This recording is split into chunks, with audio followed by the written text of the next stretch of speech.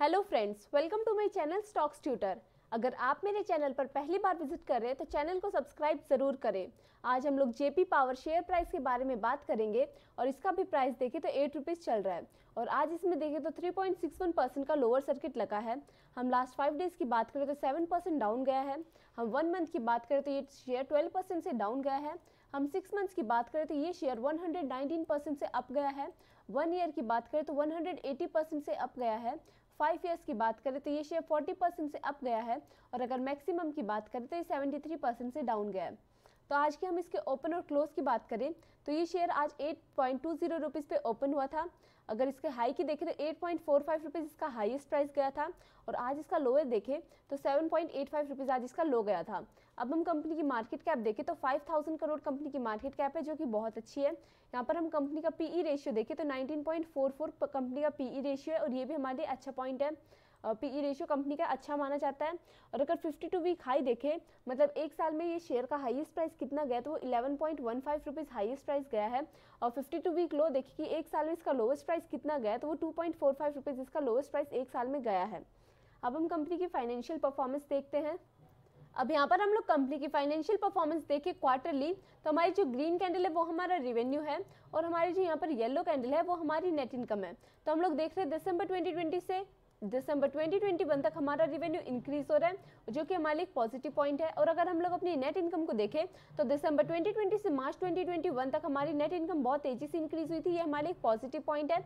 उसके बाद यहाँ पर हमारी नेट इनकम डिक्रीज हो गई और उसके बाद सितंबर 2021 से दिसंबर 2021 तक देखें तो ये दोबारा इंक्रीज हुई और अगेन हमारे लिए एक पॉजिटिव पॉइंट है। अब हम इनका डाटा देखते हैं। हम लोग यहाँ पर रेवेन्यू का डाटा देखें तो वो 41% से इंक्रीज हुआ, जो कि हमारे लिए एक पॉजिटिव पॉइंट है। यहाँ पर नेट इनकम का डाटा देखें तो वो 966% से इंक्रीज हुआ, अगेन हमारे लिए एक पॉजिटिव पॉइंट है। हम लोग यहाँ पर डाइल्यूटेड ईपीएस देखें तो यहाँ पर इसका डाटा नहीं दिया है। हम लोग कंपनी की नेट प्रॉफिट मार्जिन देखें कि कंपनी को नेट प्रॉफिट कितना इंक्रीज हुआ है तो वो 709% से इंक्रीज हुआ है, अगेन हमारे लिए एक पॉजिटिव पॉइंट है।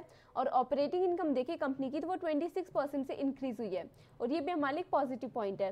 तो हमने देख लिया कंपनी का रेवेन्यू से लेके ऑपरेटिंग इनकम तक सारे पॉइंट्स हमारे लिए पॉजिटिव पॉइंट्स हैं और ये कंपनी की ग्रोथ में उसको हेल्प करेंगे। अब हम लोग कंपनी की एनुअली परफॉर्मेंस देखते हैं। अब यहाँ पर हम लोग कंपनी की फाइनेंशियल परफॉर्मेंस देखते हैं एनुअली। यहाँ पर हम लोग देख रहे हैं 2017 से 2018 तक कंपनी का रेवेन्यू इंक्रीज हुआ है, उसके बाद 2020 तक कंपनी का रेवेन्यू डिक्रीज हुआ है, बट उसके बाद 2020 से 2021 में कंपनी का रेवेन्यू फिर से इंक्रीज हुआ है और ये हमारे लिए एक पॉजिटिव पॉइंट है। यहाँ पर हम लोग कंपनी की नेट इनकम की बात करें तो 2017 से 2018 में कंपनी की नेट इनकम नेगेटिव की तरफ इंक्रीज हो रही, जो कि हमारे लिए एक नेगेटिव पॉइंट था।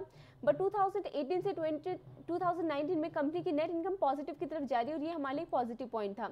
बट 2020 में कंपनी की नेट इनकम फिर से डिक्रीज होने लगी और नेगेटिव में जा रही है और यहाँ पर 2021 में कंपनी की नेट इनकम पॉजिटिव में आ चुकी है और ये भी हमारे एक बड़ा पॉजिटिव पॉइंट है।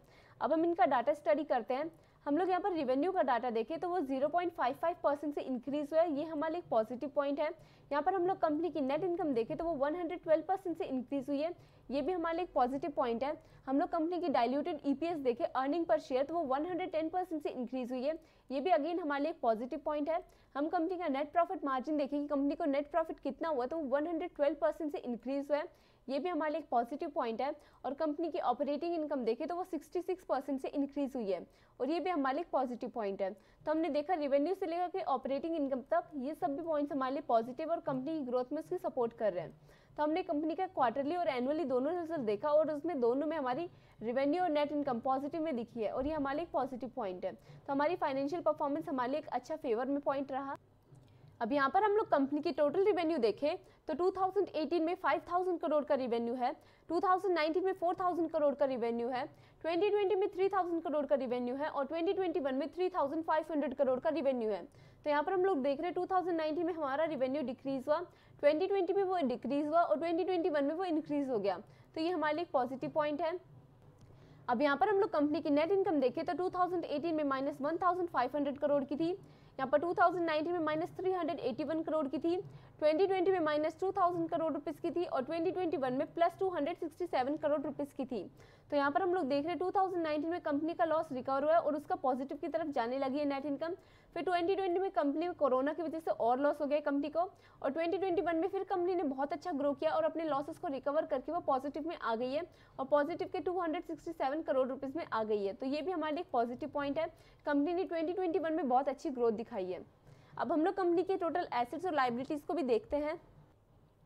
अब यहाँ पर हम लोग अपनी कंपनी के करंट एसेट्स देखें तो 2018 में 2000 करोड़ रुपीस के एसेट्स थे, 2019 में 2500 करोड़ के एसेट्स थे, 2020 में 1300 करोड़ के एसेट्स थे और 2021 में 1600 करोड़ के एसेट्स थे। तो यहाँ पर हम लोग देख रहे हैं 2019 में हमारे एसेट्स इंक्रीज हुए, 2020 में हमारे एसेट्स डिक्रीज हो गए, बट 2021 में फिर से इंक्रीज हो गए।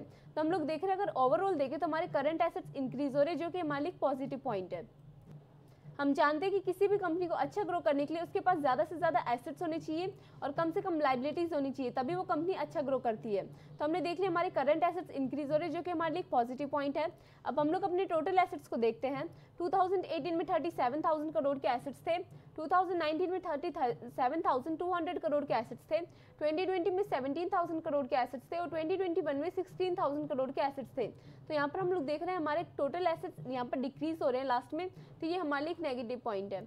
अब हम लोग अपनी करंट लायबिलिटीज और टोटल लायबिलिटीज को देखें तो यहाँ पर हम लोग करंट लायबिलिटीज देखें 2018 में 9,000 करोड़ की लायबिलिटीज है, 2019 में 10,000 करोड़ की लायबिलिटीज है, 2020 में 2,000 करोड़ की लायबिलिटीज है और 2021 में 1,000 करोड़ की लायबिलिटीज है।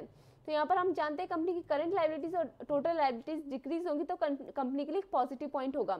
और यहाँ पर हम लोग देख रहे हैं कंपनी की करंट लायबिलिटीज लगातार डिक्रीज हो रही, जो कि हमारे लिए एक पॉजिटिव पॉइंट है। ये हमारे लिए पॉजिटिव पॉइंट और कंपनी की ग्रोथ में इसको सपोर्ट करेगा। अब हम लोग अपनी टोटल लायबिलिटीज को देखते हैं। यहाँ पर हम लोग टोटल लायबिलिटीज देखें 2018 में तो 29,000 करोड़ की है, 2019 में भी 29,500 करोड़ रुपीस की है, 2020 में 7,000 करोड़ रुपीस की है और 2021 में 6,000 करोड़ रुपीस की है। तो यहाँ पर हमने देखा 2019 में कंपनी की टोटल लायबिलिटीज इंक्रीज हुई है, फिर 2020 में डिक्रीज हो गई और 2021 में और भी डिक्रीज हो गई। तो हमने देखा अगर ओवरऑल देखें तो कंपनी की टोटल लायबिलिटीज डिक्रीज हो रही, जो कि हमारे लिए पॉजिटिव पॉइंट है और ये कंपनी की ग्रोथ में उसको हेल्प करेगा। अब यहाँ पर हम कंपनी की करंट एसेट्स और करंट लायबिलिटीज को कंपेयर करें तो 1600 करोड़ के एसेट्स हैं और लायबिलिटीज हमारे पास 1500 करोड़ की है। तो हमारे पास अगेन यहाँ पर एसेट्स ज़्यादा है और हमारे पास लायबिलिटीज कम है, तो ये हमारे लिए एक पॉजिटिव पॉइंट हो गया। और अगर हम लोग यहाँ पर अपने टोटल एसेट्स और टोटल लायबिलिटीज को कंपेयर करें तो यहाँ पर हमारे पास 16,000 करोड़ के एसेट्स हैं और यहाँ पर हमारे पास 6,000 करोड़ की लायबिलिटीज हैं टोटल। तो हमारे पास अगेन हमारे टोटल एसेट्स ज़्यादा हैं और हमारी टोटल लायबिलिटीज कम है, तो ये हमारे लिए एक और पॉजिटिव पॉइंट हो गया। अब तक हमने देखा इस कंपनी के पास बहुत सारे पॉजिटिव पॉइंट्स हैं और कंपनी फंडामेंटली काफ़ी स्ट्रांग है। अब हम कंपनी की टोटल प्रमोटर होल्डिंग्स को भी एक बार देखते हैं। अब यहाँ पर हम कंपनी की टोटल प्रमोटर होल्डिंग्स देखें तो सितंबर 2020 में 26.07% की है और दिसंबर 2021 में देखें तो ये 26.02% की है। तो यहाँ पर कंपनी की टोटल प्रमोटर होल्डिंग्स लगभग कांस्टेंट है, जो कि हमारे लिए एक पॉजिटिव पॉइंट है। हम जानते हैं किसी भी कंपनी की प्रमोटर होल्डिंग या तो कांस्टेंट रहनी चाहिए या फिर इंक्रीज होनी चाहिए, तभी वो हमारे लिए एक पॉजिटिव पॉइंट होता है। और यहाँ पर हमारी कंपनी की टोटल प्रमोटर होल्डिंग्स कांस्टेंट है, इसीलिए हमारे लिए एक पॉजिटिव पॉइंट है। अब हम लोग यहाँ पर म्यूचुअल फंड्स की होल्डिंग्स देखें तो यहाँ पर हमारे पास कोई होल्डिंग्स नहीं है। यहाँ पर अदर डोमेस्टिक इंस्टीट्यूशंस की देखें तो यहाँ पर काफ़ी अच्छी खासी होल्डिंग्स है 23.28% की, और ये भी हमारे लिए एक पॉजिटिव पॉइंट है। यहाँ पर हम फॉरेन इंस्टीट्यूशंस देखें तो यहाँ पर 1.02% की होल्डिंग्स है और ये भी हमारे लिए एक पॉजिटिव पॉइंट है। अब बचे रिटेल और अदर चीज़ में हम लोग आते हैं इधर, यहाँ पर 49.69% की होल्डिंग्स है।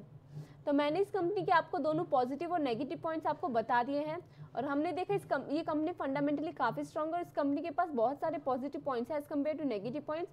हमने सारे पॉजिटिव और नेगेटिव पॉइंट्स को डिस्कस कर लिए, बट अगर आप इस कंपनी में इन्वेस्ट करना चाहते हैं तो उससे पहले खुद की फंडामेंटल एनालिसिस ज़रूर करें और उसी के बाद इस कंपनी में इन्वेस्ट करें।